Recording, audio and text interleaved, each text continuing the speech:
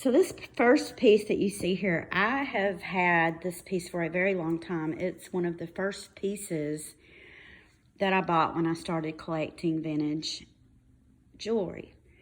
And didn't know anything about it. I believe when I first got it, I did try to do some research on it. And at the time, I didn't really come up with anything. That's what the clasp looks like. I believe this is brass. These look like little bells. This looks almost like coral. I'm not sure. They're not plastic. Anyway, so I have a friend, a really good friend. Her name's Linda. She's in her 80s. I met her through work. She was a retired nurse, and she also had an antiques booth, and I have learned a lot about things from her over the years. Anyway, the other day I decided to take Linda to lunch, and when we got back to her place, she said, I have something I'm going to give you. She said, it's something I've been meaning to give you for a while. She said, it's a necklace. And the story she told me with this necklace is she had a friend that had a booth at the place where she used to have her booth for dealing antiques. He was a dealer also, and he was a widow, or a widower. And he gave her this and told her that it was a family heirloom that had belonged to his wife. And she said she had worn it a few times. And she said, you know, my daughter thinks it's the ugliest thing she's ever seen and I should get rid of it. And she said, no, I don't wear it, so I'm going to give it to you. I kind of laughed. I just love Linda. She's so honest. But anyhow, so she gave me this, and she said, do you think it opens? Do you think it's a locket? And I said, no, it's not made to open. And I told her, I said, you know, I think it's missing something. Maybe it had little tassels or something hanging at the bottom. So when I got home, I did a reverse Google search. And reverse Google search is one of the best things ever if you're trying to find out info. Sometimes it works really good. Sometimes I can't find info. And it turns out this originally wasn't a necklace at all. This was originally a brooch. It had a piece that went at the top with the pin in it.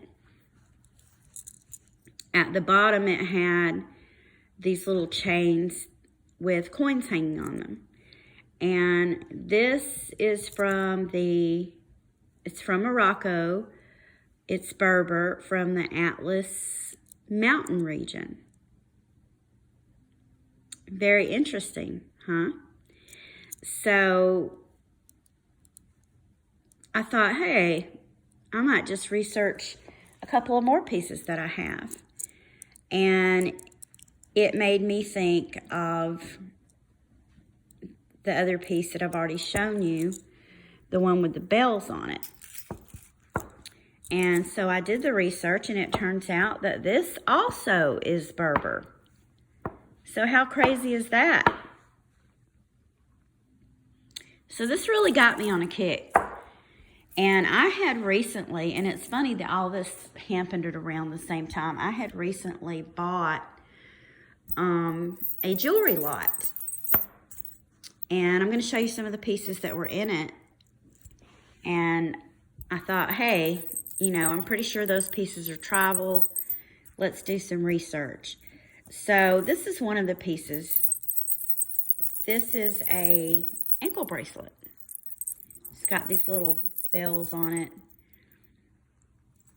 It has a pin clasp, the pin's bent, but it will still close. And doing the reverse Google search on this piece, it came up a lot of different things. So I'm really not sure about this. If you're sure, please leave me a comment.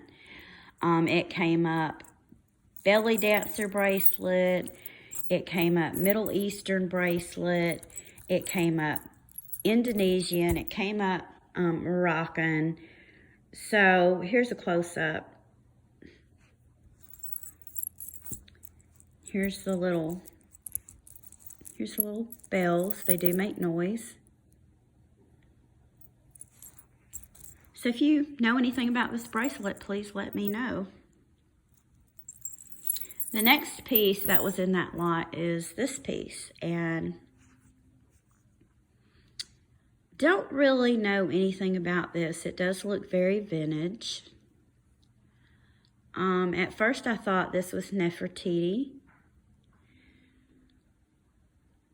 but on second thought, this looks kind of like a beautiful African queen. Isn't that pretty? So this is another piece I couldn't really find any info on.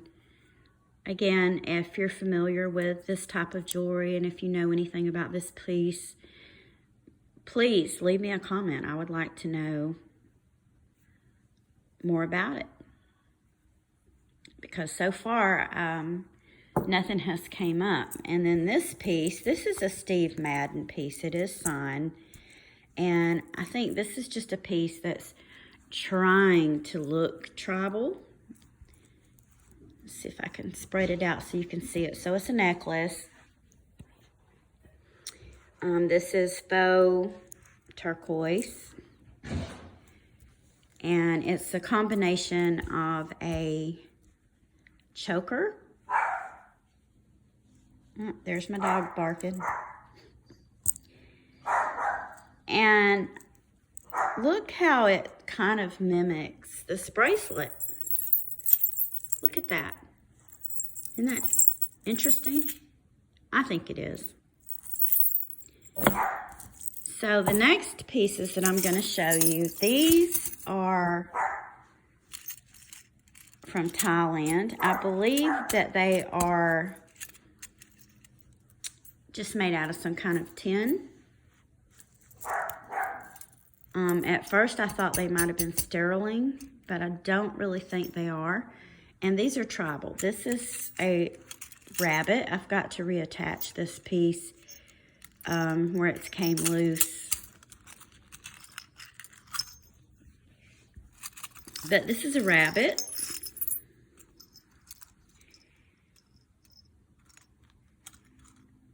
And I've never been to Thailand. My son has. He's been to Thailand, but I've never been.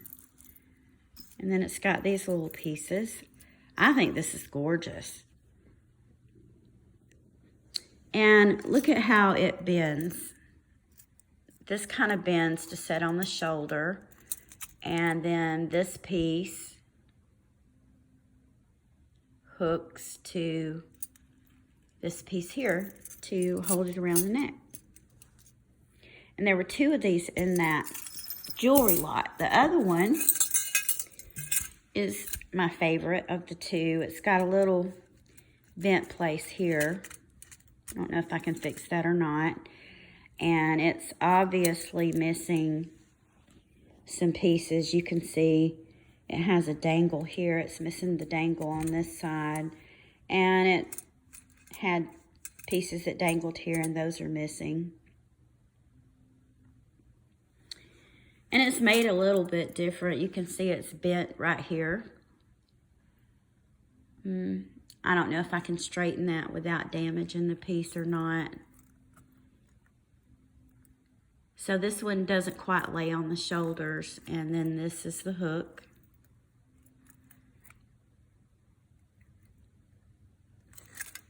Really cool piece.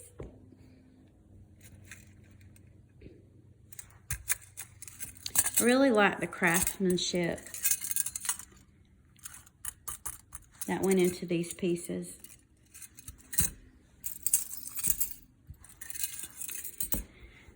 Other piece, and this is the last piece that was in that lot, and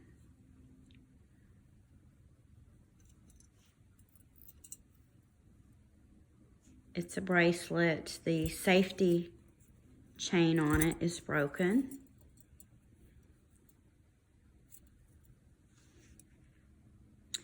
It doesn't have any markings on it, so I don't think I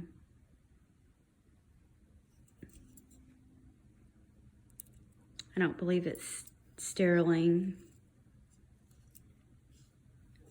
And this looks like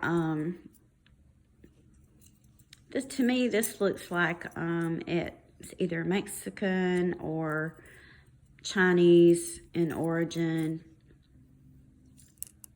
It's got that inlaid looking design. I think it's called Classon. Very pretty. My daughter likes jewelry like this.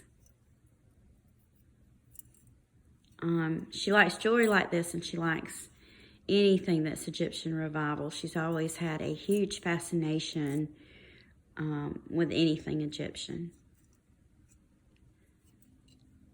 So, and that's it. Very, very interesting story, and one that I hope that I remember for many, many years. A really fond memory of Linda and her gift to me. The piece that I did look up on through the reverse Google search, by the way, it was worth quite a bit of money because it was intact. I don't believe that this piece would be worth very much, if anything, because it is just a piece of a piece.